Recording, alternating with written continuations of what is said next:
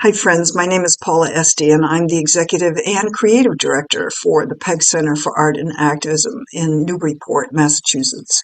Our website is www.thepegcenter.org. On the website, you'll find out all about our current, past, and future events, as well as the opportunity to donate to our nonprofit 501c3. Tonight, I am introducing our artist talks for our current exhibition called Through These Eyes, The Many Faces of Patriotism. There are 9 artists in this exhibition. It is up through the end of May, May 27th, 2023. Tonight, we'll be hearing from 5 of those artists. Through These Eyes is a new sort of exhibition model that the PEG Center has taken on this year. The board decided last year in our retreat together that we would do extended exhibitions in order to provide more programming, more educational and activist opportunities throughout the course of the exhibition. So these artist talks are one of them. I just want to draw your attention to 2 more coming up. On April 26th, we will be hearing from Eddie Carson, who's the Dean of Multicultural Education at the Governor's Academy.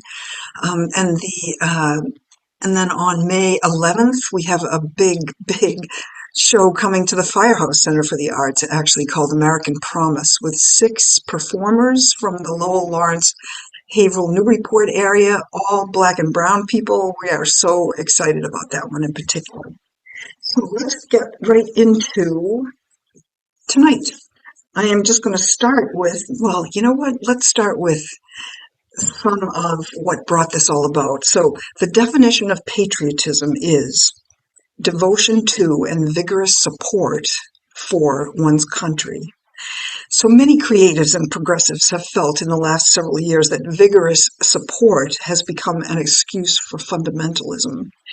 I am so delighted to expose these artists from this exhibition to you because each one of them has thought so carefully and so intentionally about the message about America, the United States, and patriotism that they wanted to convey. And I think that you'll find, especially if you come see the whole exhibition, that they have been so successful in opening our ideas about what patriotism is and how patriotism and nationalism is sometimes so hooked together that one forgets the other. So I'm going to get right into it and introduce Adrienne Sloan. Just around the time of our board retreat last November, in which we brainstormed about the critical issues and challenges we wanted to address in 2023, we came up with the first semester's theme, and that was patriotism. As soon as that word dropped into our retreat, it was like everybody knew that that was what we were going to be paying attention to. So around the same time, I met fiber artist Adrienne Sloan, who had shown work at a friend's gallery in Watertown called Storefront Art Projects. Adrienne was quite forceful when we first met and confident that we would want her work. As a matter of fact, she thought we should have a solo show of hers, but the PEG Center actually does not do solo shows. Her studio is in Lexington, and where she explores all manner of sculptural knit structures. Her work has often addressed timely but universal issues while remaining mindful of the rich historical context of her medium. Adrienne has exhibited and taught internationally and has worked with indigenous knitters on economic development projects in Bolivia and Peru. Her art seeks to promote thoughtful dialogue about critical questions as we navigate the difficult time that we live in. I hope you enjoy hearing from Adrienne Sloan and all the other artists on this video. I will say that over the last few years, I have actually the concept to me has become a lot more interesting than the actual medium that I use. And so whereas I had a number of years where all I was doing was knitting, I now work in other media. And for example, this piece is quilted. This is one of the newest pieces that I've done. I'm thrilled to have it here. It's called Made in USA. And it is very related to this piece here called Fractured Lives, and this is only a portion of the piece. The rest of more of the piece actually is in the other room if you choose to go and take a look. But I think the motivation is to part of the motivation is because I feel like I need to express something, but I also want to share it with people, and I want to get the feedback. I want to hear what people's responses are. I have a very biased view of what's going on. This piece was, I created this during the Trump administration, and my intent was to unravel the American flag in the timeline of the administration if he lasted the full 4 years. So I had intended to fully unravel this flag, and I was doing it in public performances. So people would gather around, and it was a very emotional thing to be able to do. So I knit the flag, and I designed it so that I could unravel it easily. And I did something with that piece that I did with a piece earlier on, which is to make a postcard project along with it. And the postcard project, the first one was called Lobby Congress with Art. And this is just an iteration of Lobby Congress with Art. And I would give out these postcards to anybody who would promise to me that they wouldn't just pin it up on their wall, but they would send it to a legislator. And yeah, I don't have very many of them left. I hope they made their mark. The first one that I did was with another flag called A House Divided.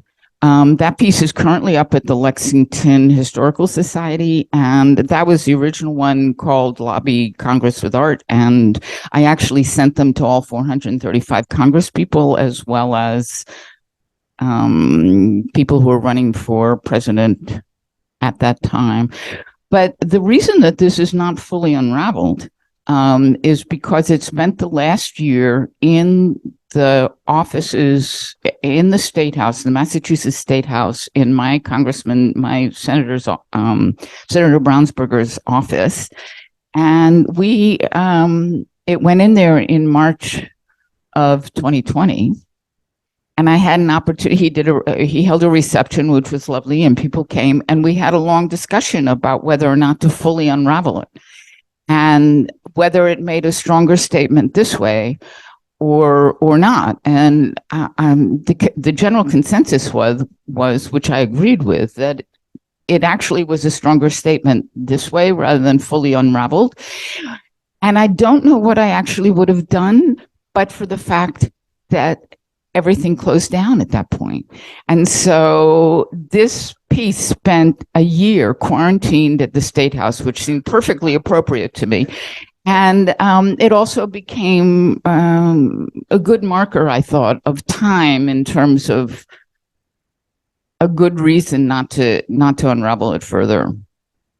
So that's, it's kind of an historical piece. People ask me, are you going to reknit it if things get better? It's like, no, this is as it is, and it's going to stay that way. So, I don't know, what other pieces do I have back there? Oh, I have two other quilted pieces back here, both of which are based on the what I feel is a very emotional front page of the New York Times from March 24th, 2020, where they did a full page of obits. I don't know if people remember that or have taken a look at this piece, but they did a full page of obits, and each obit was just the name of the person, the age, and a salient feature, whether it was they loved their grandchildren or they had won a Nobel Prize. So just the full page of it, I thought was so impactful that I felt like I had to use it. And, between you and me, and I'm not sure that the New York Times would be okay with that, but both pieces speak to that era. One of the pieces, the first one that I did, I was just so overwhelmed by the fact that George Floyd was killed the next day, was murdered the next day, and the kind of juxtaposition of those two events seemed very powerful to me. And that is the first one. The second one is a COVID on COVID one. So it's really just the way COVID has radiated through our society and the loss that it has engendered and how many people it's touched. And I think I've just about done my 10 minutes. So I look forward to any questions and happy to pass this along to the next person. Thank you. Thanks, Adrienne.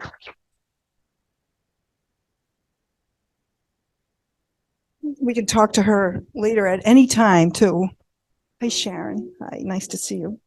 So our next artist is Jamal Eversley, who he doesn't really know, but he saved my butt on this show. Well, Mark and I went in to see a show that he co-curated called This Is America at a gallery in Newton called Nearby Gallery. And the reason that we went, it was in the middle of a snowstorm. It was like, what are we doing? But it was my art day, and damn it, I was going to do it. And Rebecca McGee-Tuck, whose flag is in the window and who we've shown very many times here, was in that show. So it was a motivation.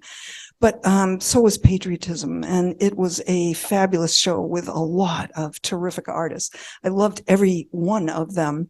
And lo and behold, Julie and I get to literally the day before we're meant to install this show. And one of our artists, we had a big snowstorm, was driving the work up from Virginia and couldn't get here. And I'm literally making eggplant parmesan for a little dinner party on the phone saying, I need artists to. So I reached out to Jamal, I reached out to Rebecca and to the owners of Nearby Gallery. And within 3 days, we had 5 more artists here. And Jamal was one of them. His piece is behind me. One piece you think would not be powerful enough to carry a message. This one piece is to me. So let's see. Jamal Eversley was born in 1988 and he hails from Randolph, Massachusetts. He actually has a business leadership degree from Babson College, and he has decided to chase after his dreams and passionately pursue his talents as an eccentric abstract artist. He intertwines business with the arts in order to serve the community. Jamal's art strives to be rich, vibrant, and colorful. Each color combination is chosen to convey a certain color harmony, be it soothing or exciting to the viewer's eyes. It's about making bold color choices to capture attention, kindle emotions, and evoke a response from the viewer. His current choice for minimalist pop abstraction is to break down art to its simplest form in order to bring out the power of its relatability.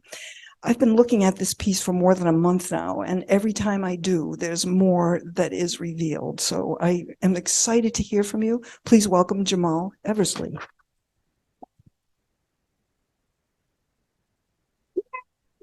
Thank you. I first want to say that anytime I need my bio read, I'm going to hire you to read my bio. That was beautifully said. Thank you. Made me blush. Good evening, everybody. Good evening. This is my first time in Newburyport. Oh, yeah. The Randolph boy don't get up here too often. So, so thank you for having me here. Let me see. Where should I start? To be honest with you, I'm going to be very frank and honest with you. I'm more of a listener than I am of a speaker. So my artwork is about what can I get from the audience that sees it. And I hope within these 10 minutes that we can participate together. Okay. As you can see, I am Uncle Jam. This is not Uncle Sam, Uncle Jam. I was Uncle Jam for This Is America at Nearby Gallery. And like many of you in here, I too love America. I love it deeply. Growing up, I was always reading the Declaration of Independence and everything about American history. over these past several years, some of us may not agree with what's going on in America, but I find that to be the beauty of America.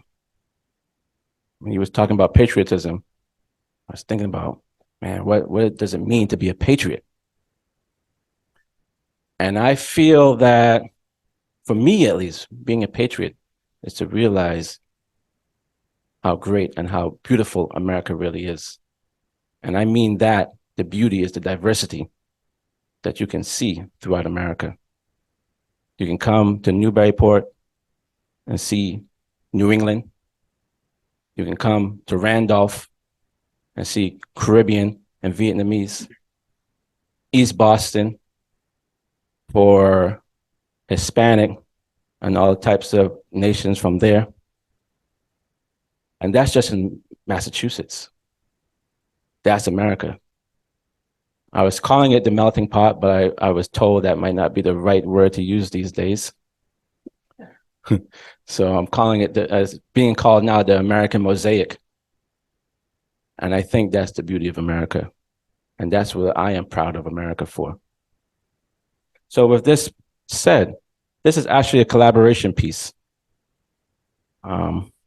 America's Most Wanted. The collaboration piece with myself and my friend Terrence Musto, who also went to Babson College. Yes, we did both graduate with business degrees, but I became an artist and he became a motorcycle builder and a fabricator. I love him dearly. He's a best friend of mine. He's one of my best friends. I remember it was 2008 or so. We were in the same college dorm suite, and Obama was running for president. And on Terrence's door one day, I saw,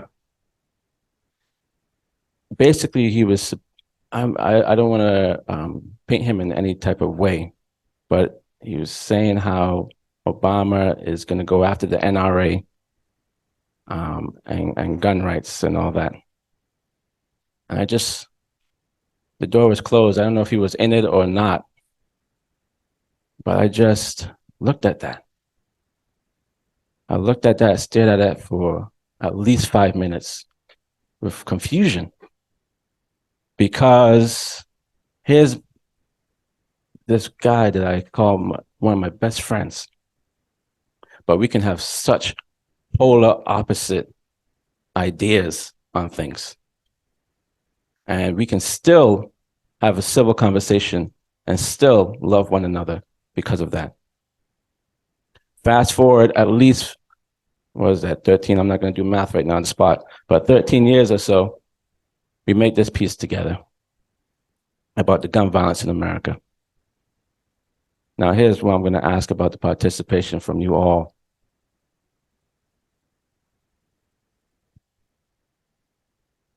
If you want to show your hands, please do.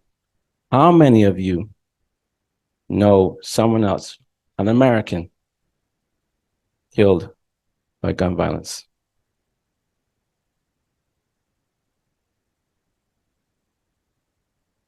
A lot of us can relate to that. A lot of us can relate to it. No matter what side we might be on, a lot of us can relate to that. And that's what this piece is about. And that's what my art is about. You said, well, you was reading what I was saying, but breaking it down to a minimal form so people can relate. That's what we were trying to say here. We're trying to bring people together by relating that the gun kills everybody, no matter what side you may be on.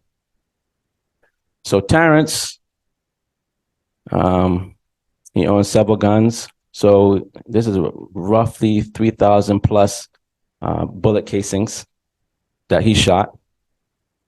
And he placed in there by hand. I ended up painting it. I painted it up the American flag of sorts.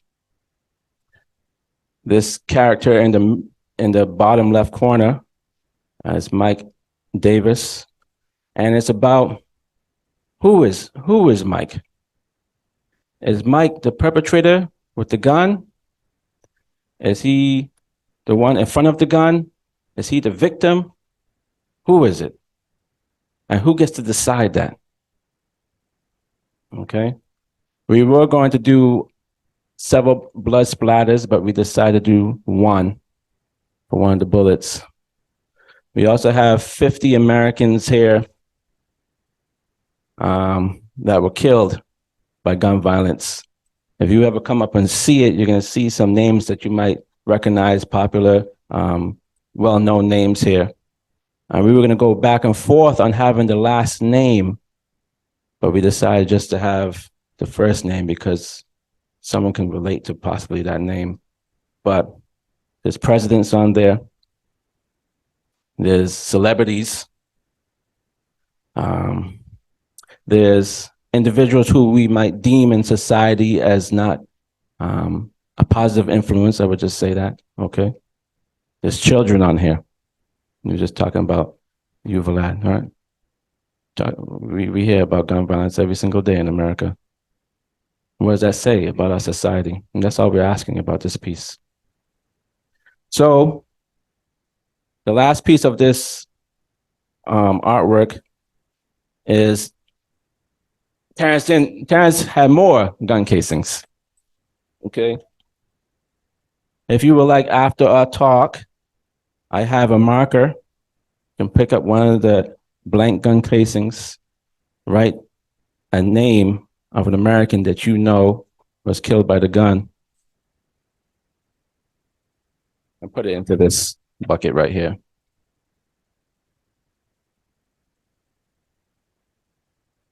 It's an unfortunate situation, but we are more connected than we are different. Thank you.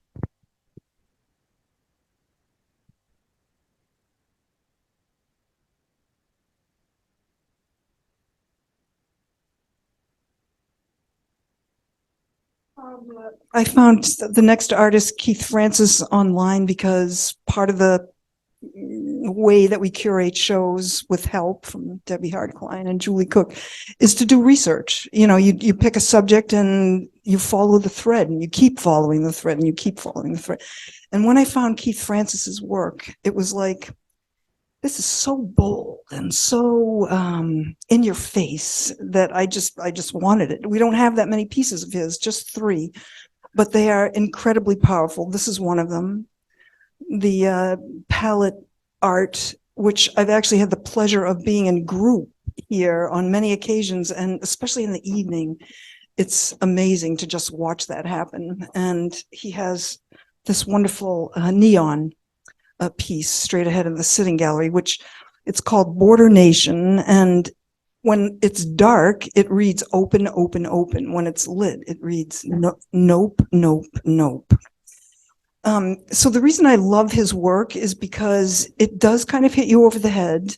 But what I realize in living with it day after day is how thoughtful it is. It's incredibly thoughtful. It's incredibly complex. And I love this. I love this man's brain. So there you go. So Keith Francis is based out of New Bedford. This is his 3rd trip up here in the show, and I just so would appreciate that. He holds a bachelor's degree in photography and visual communications from UMass Dartmouth and a master's of fine arts degree from Mass College of Art. His artwork examines contemporary, social, political, and environmental issues, which is a perfect fit for the Peg Center. Keith's work has been seen in solo and group exhibitions across the United States and Italy, and is included in many private and corporate collections. When not creating art, he is a visual design and communications instructor at the Greater New Bedford Regional Vocational Technical High School. Can you imagine being his student? How wonderful that would be. So I would love you to welcome Keith Francis. Plus, he's a regular guy. He's just a regular guy, aren't you? Yeah, Sort of. yeah. So, yeah, my kids aren't always that proud. They're high school kids. They, you get good days and bad days. Huh? Okay. So I can teach all the time, been doing it for years. I taught college level, but talking about my artwork is like pulling teeth. So I'm sure I won't be 10 minutes. Um, so this is what I love to do, political art. I make my living as a teacher, and every summer I do very large sculptures. That's mostly what I do. I'm doing one now for state of Massachusetts, and I did one last summer for the city of New Bedford. So I do large sculptures. Some are kinetic, some are I fabricate steel, and they're like 10, 12 feet tall. They're very large. Most stuff I do. But this is my love. And I've been pretty lucky with it. I had a museum just collect a piece of mine, very large piece. So that was exciting. And they had me go there and see it. And I brought my mom with me to Arizona recently in February vacation. So this stuff, as always, I've always been politically active. I think as a little kid, I knew I was different. We've been in Massachusetts forever. My ancestors fought in the Civil War. We've been in New Bedford since like the 1700s. So I was in high school, and my father was a banker, president of a bank, and he bought a property on the ocean. And in the contract, it said that you could never sell it to an African American. And I was bullshit. And we had a hell of an argument. My father said, "You're definitely not one of mine." And I said, "You're right, Dad, I'm not." He did not want me to be an artist. He wanted me to be a banker. So I left the home, and became an artist, and went from there. This piece resonated with me in that this was a commission for Delaware State University. That's a predominantly African-American university. It was to celebrate Martin Luther King's 50th anniversary. They said I could do anything I wanted. So this has to do with the Jim Crow laws. In the South, African Americans could not vote at all. And you would go to the register to vote, and you ask, if you were white, you could vote, not a problem. African American, you take a test. A test that was primarily given in Alabama and Mississippi was given a bar of soap and asked how many bubbles in it. That happened a lot. You were disenfranchised. So this is very simple. Round peg, round hole. You're white, you can vote. African American, square peg, round hole, you can't vote. It wasn't until the Civil Rights Act they could finally vote, and it was almost 100 years. That neon piece was a piece I did during COVID. I was home. We weren't teaching. We were home doing remote learning for the students, and I had to do something. So I had to do it. The nation was closed, and the signs say open, but then it says no, just the way you put it together. That piece back there was a piece I did about gun violence, which sadly, very sadly, is resonating right now. Sad. I depicted a 10-year-old boy dressed in Western garb, but I saw a picture of my father, and he was in like, I don't know, a Johnny West suit or something as a little kid. And that's a 10-year-old boy, and how we're mesmerized by those Westerns back in the day. You're either fighting Indians, Mexicans, you're fighting somebody, you're killing the bad guy. There's always a bad guy. You're killing. And that's what that piece has to do with there. And it's sad that I think you put it recently on a post. So that was a piece that dealt with that. I just finished a piece now on the caste system in the United States. I'm reading a book by Isabella Wilkinson, and it's if you haven't read it, it's amazing. It's opened up my eyes. So I just did a piece on it. I was so taken by it. And I think that's about all I have here. These three pieces. Yeah, but thank you.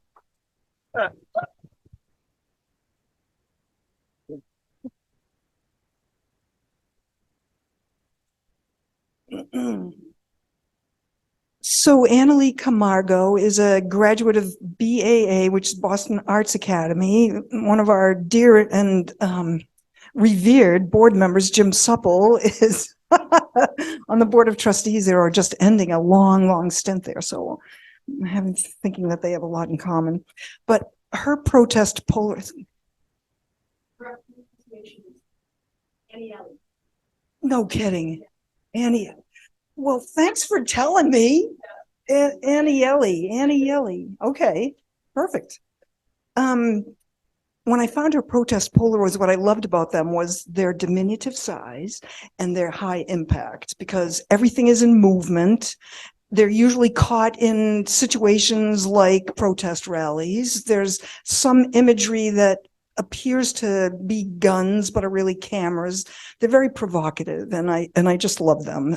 We established our relationship strictly by text, and it worked for us. Annie Ellie is a queer photographer who goes by they, them, and mixed media artist born and raised in Boston, Massachusetts.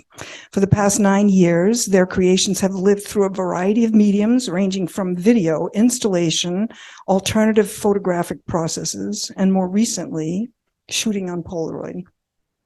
As a visual artist and art activist, Camargo uses their creative eye and methods of expression to push the audience into addressing reality up close. Both the viewer and the creator become mutually educated in their own selves and the world around them. Their art photography focuses on vulnerable bodies navigating in challenging spaces. These environments test limits and question realities with an emphasis on the human state, allowing a deeper look into both self and societal healing. I'm really interested in hearing what you have to say, so please welcome Annie Ellie.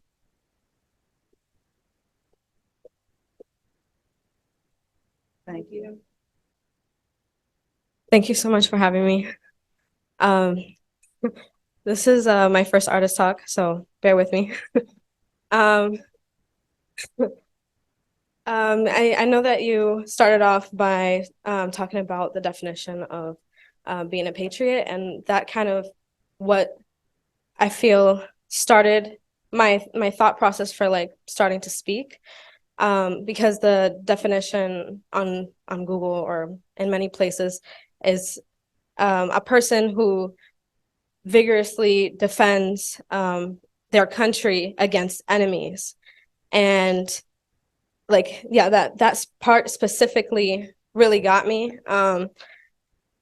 It's just a definition online. But I started thinking a lot about that because I want to be the person who vigorously defends my community against what is very much always the enemy, which is this country. This country is an enemy to lives lost for gun violence. This country is the enemy to immigrants and those seeking asylum and undocumented folks. This country is the enemy to trans and queer folk and drag queens, most recently.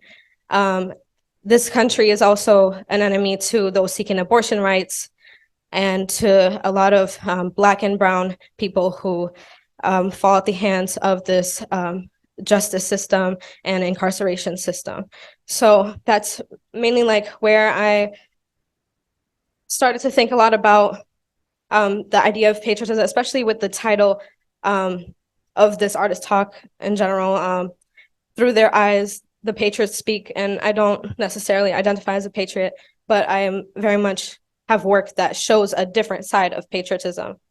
But I want to align myself with the type of patriotism that if I were to change that meaning, that I would think about it in that way to defend my community more than anything. So let's get into some of the work. So the Polaroids back there are a mix of digital and Polaroids shot straight out my camera, my Polaroid camera, and I use like a machine, the Polaroid lab, to create the Polaroids from the digital images. So it's a mix of both. It's part of a bigger body of work that showcases more than just what you're seeing. I feel like there's only maybe like 3 images that don't show something hateful. Like, you know, like somebody holding up a Black Lives Matter flag, and or somebody lighting their cigarette with a burnt American flag, or like a flaming flag.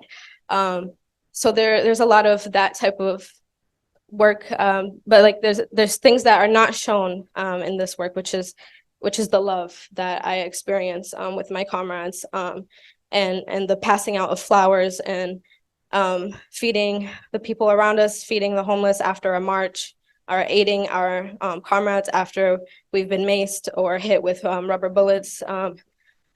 That's been my experience multiple times. Also, sorry, my train of thought. Yeah, so that's a part of a bigger body of work.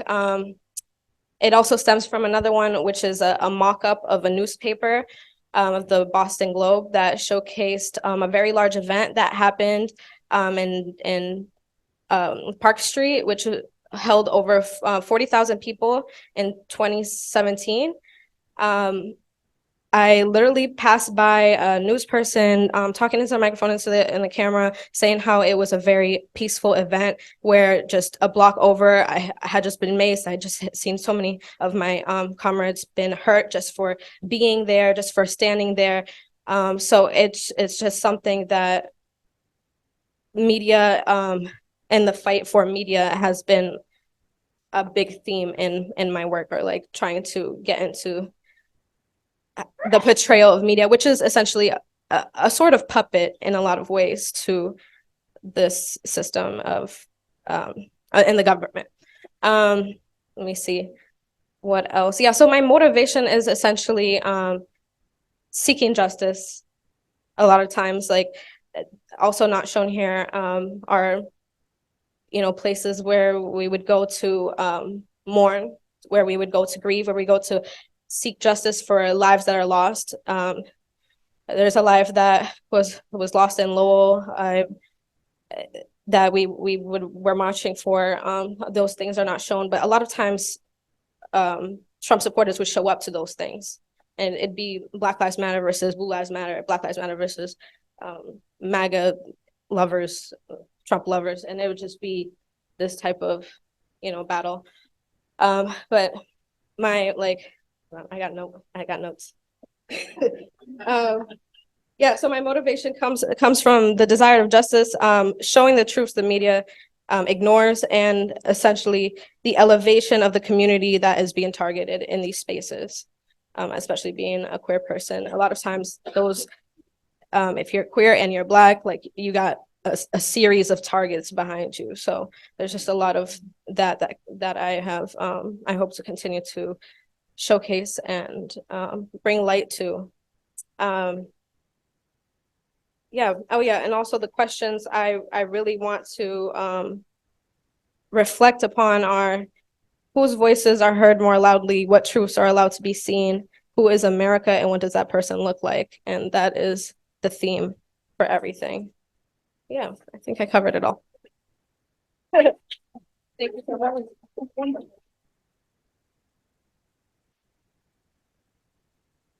So Julie, could you shut it's the lower light.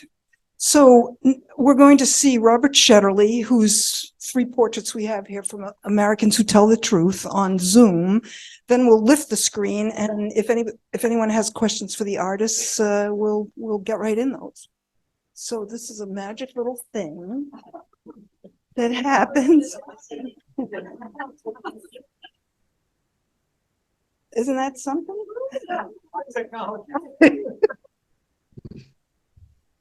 What do I do now, Mark?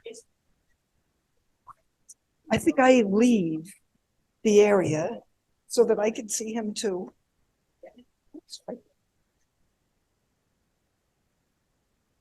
Excuse me, can you all hear me? Yes. Oh, is that okay? Wonderful.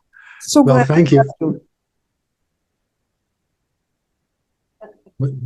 Should I go ahead? Yes. Paula? Okay. Oh, I think I should introduce you, Robert. And I left my notes up there, but I know you. So, so Robert Shetterly lives in Maine. He lives a long way away. He has created 260 portraits in a series called Americans Who Tell the Truth. There was a documentary made about him called Truth Tellers. I don't know what your motivation for this was, but I can imagine that it's very, very large, and we're very interested in hearing about it. So we welcome you, Robert, to the PEG Center. Well, thank you, Paula, and thank you, Adrian, Jamal, Keith, and Annie Ellie. I was very impressed, and I'm very sorry that I'm not there able to see your art better and be in person with all of you. My motivation began as a self-protection. I mean, maybe even this art began as a therapy project, and it happened in the run-up to the Iraq War. Right after 9/11, when the Bush administration, really within hours, began talking about the necessity of attacking the country of Iraq because they had weapons of mass destruction. They were in league with Al Qaeda. They had been involved in the taking down of the Twin Towers. None of those things was true. And if you spent any time at all researching that, you would know that. And of course, the most enormous failure of that moment was the major media in this country that didn't report that the government was lying to us about this war. And I was so distraught, so angry, so full of grief that this was happening again in my lifetime. And I've lived through a lot of unnecessary wars, and all of them criminal wars like this one. And I thought, what can I be doing at this moment to feel less complicit with this policy and also less alienated at the same time from this country? And I thought that, probably just showing people that I was angry or full of grief about all the victims there would be was not going to be particularly helpful. That I had to take the energy of those big emotions and find a way to do something positive with them. And, instead of reacting with anger and hatred, to find a way to express love. And that occurred to me then that maybe the best thing I could do was to start surrounding myself by making portraits of people that I felt were, great heroes of this country. Not heroes in the patriotic sense, the way Annie Ellie was talking about it. I despise that kind of uncritical patriotism. But patriots because they loved the ideals of the country, and they had the courage and the perseverance to try to make those ideals real for everyone, to make it possible for every person, wherever they're coming from, to live lives of dignity. And the first portrait I painted was of Walt Whitman, and I chose him because it was like setting the bass note of a symphony. I mean, at the time I did this, by the way, I'd never painted a portrait in my life. I was a surrealist artist. I was all about ambiguity and mystery, and it never occurred to me that that's what I would do. But I wanted to paint somebody who was probably one of our greatest small d Democrats, in the sense that he didn't just believe that all people are created equal. He understood that all people, as well as all species, are created equal. And unless we want them all to flourish, we will all pay a terrible price for that. And of course, we are reaping that whirlwind now.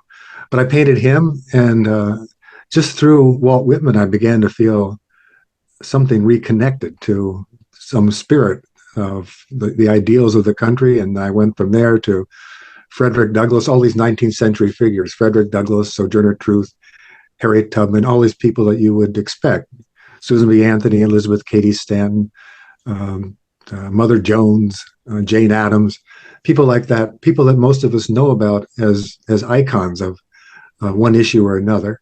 And in the process of doing that, I had to learn about who they really were as people, not just as icons. That they were real people struggling with lives that demanded the kind of perseverance and courage that they showed, but they were also flawed people. They were people like all of us who had wanted to achieve something important, but also had to deal with their own other kinds of issues and of their families and personalities and all those things that made their struggles all the more moving to me, and also all the more translatable. That I was painting people who were not supposed to be put on pedestals, but people who were walking among us, that we would see as models of citizenship and models to govern our own behavior. Anyway, I used this as a kind of therapy for myself. And it never occurred to me that the project would become what it's become. I was I showed the first 10 or 12 portraits in a little sandwich shop in Ellsworth, Maine in 2002, before we actually invaded Iraq, and expecting a reaction that was going to be very negative, because I'd also included portraits of Howard Zinn, Noam Chomsky, Wendell Berry, some living people whose attitude towards the looming war was the same as my own, and I was using them as a foil for myself. But instead, the reaction was very different. I should say one thing that I also decided when I started the project is that I would not sell any of the paintings, that at some point when I thought I was finished, I would give the entire collection away to some museum or center that would use them for education and for activism. My point was that every person I was going to paint had given something essential to this country and had not asked anything in return. And my work had to be a metaphor for that. So that's what I was doing. And but the reaction was so helpful and so positive that I decided that maybe I was touching a nerve that needed to be touched. And I also was learning so much about the people I was painting, and also then about this country's history, about often its terrible history, but also how many people there are that most of us are not taught about, that are not taught in the schools, who have been so extraordinary in changing the direction of this country at a time when it desperately needed to be changed. And so I started including lots of unfamiliar people as well as the ones who were, well known. And then as it began to grow, I started getting letters and emails and calls from literally all over the world saying, this is wonderful what you're doing. Why haven't you painted so and so? And I was finding all these amazing people through the collaboration of an audience that was getting excited about where this project was going and who should be in it. And so it's my biggest problem now as it goes on is not choosing whom to paint, but choosing whom not to paint, because I have lists of hundreds of names who all should be part of this project, and I'll never get to them. In terms of the other artists who are there tonight, I could be their grandfather. So it's, I don't know how many more paintings I'm going to make. But the other thing I want to say about this, it's become, and if you go to the Americans Who Tell the Truth website, which I hope you will, and look through the portrait gallery and read the bios, you will also see that we have very strong educational work now going on in schools all over the country. We have something called the Samantha Smith Challenge, which is aimed at middle and high schools, and other projects that are aimed at both introducing people to the people in the portraits, but also encouraging them to be much more engaged as citizens and taking on that responsibility. When I go into, this will be the last thing I'll say, but I spend a lot of time in schools, and I'm sure a lot of you are well aware that there's a lot of anger and confusion and despair amongst young people today, because they feel that the adults in their lives have not been dealing with the questions that are going to influence, their lives incredibly. And so, what to do about that? What we try to teach them is, in the presentation of these models, that they can take charge of their own lives, that they can become engaged in doing things. I've painted now quite a few young people who have done just that, and we present these as young people, as models to young people of how they can, when they don't see the biggest problems in their lives being dealt with adequately, that they can, become involved themselves and make huge differences. But anyway, thank you very much for this opportunity to talk with you. And if there are some questions, I'd love to talk more. Thanks. Robert, can you hear me? Yes. So we're going to experiment with keeping the screen down and opening things up for questions. So let's try that. Hang on just a minute. Julie, can you put the lights on, honey? I'm going to shut the fan off.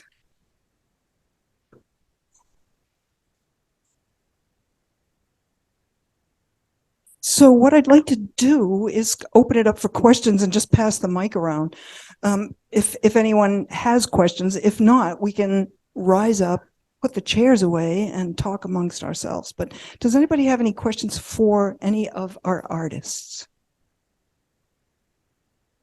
Jamal, I wondered whether the figure on the bottom left was a razor blade and that was what was cutting. What is the shape?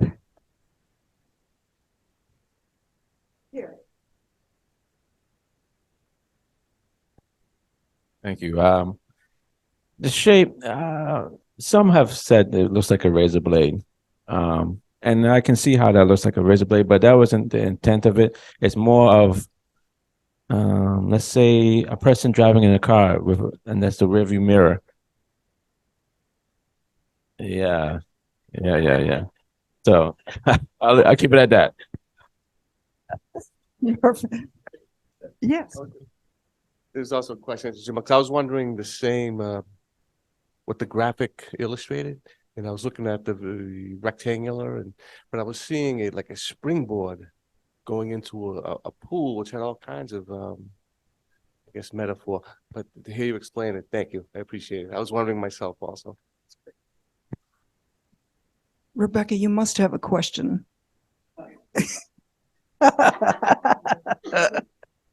Hang on. A question, but I'm almost 76 and I feel like, how did I not learn all the things that I'm learning now? And last night I went to a film about people with disabilities putting on the show Wizard of Oz, and it was extraordinary. And it's just very moving to see the artists who I might never have met or seen. And Paula, you have to take a lot of credit for this. You've been working hard with us since, is it 2017? I mean, longer in your years, but so I thank you so much, and for turning the gallery, the PEG, into an activism site. So. I so appreciated hearing each and every artist. I appreciate what it takes because I used to create art myself, and art with a message is really hard to do in a way that people can understand. Like this woman here, Julia Sesko, is not with us tonight, but that to me, I mean, I love living with stuff like this. She didn't finish the word apocalypse because she has hope that we aren't completely dead in the water yet. Just things like that. I mean, I so appreciate Anna Yelly's way of seeing the world, and that they are capturing places that most of us don't get to go, like protests that are really not friendly. We have great protests here in Newburyport. You know, things like that don't really happen. I love that Jamal is giving us the opportunity for those of us who have lost loved ones to gun violence to write their names on a bullet. I really appreciate that. So anyway, are there any more questions before we rise up and celebrate and talk to each other? Yes. Yes. I guess probably like most people here, I mean, I was brought up with the word patriotism as being kind of a sacred aspect of being a citizen of the United States. But I must admit that, you know, having gotten older and seeing what's happening in this country, that I'm ashamed. You know, I'm ashamed of the fact that people have used the term patriotism to really promote hate. Okay, and I feel this anger, and you know, wondering, you know, where do you go with the anger? I mean, I think the artists have done a great job in a sense of interpreting their feelings of what it is. But to me, it's just, you know, it's such an awful thing that I see happening around us, and to be honest, I'm ashamed. Stay vocal. Stay loud. Yes. I just want to congratulate the artists for focusing on individuals who are working to make a difference, and therefore you're working to make a difference.